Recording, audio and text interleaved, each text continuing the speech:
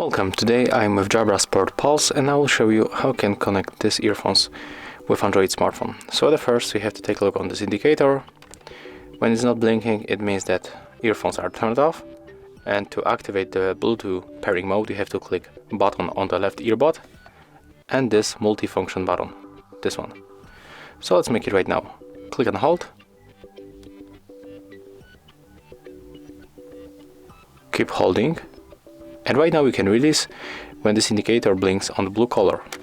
Right now we can refresh list on your Android phone and they appears here, so you can just simply connect them.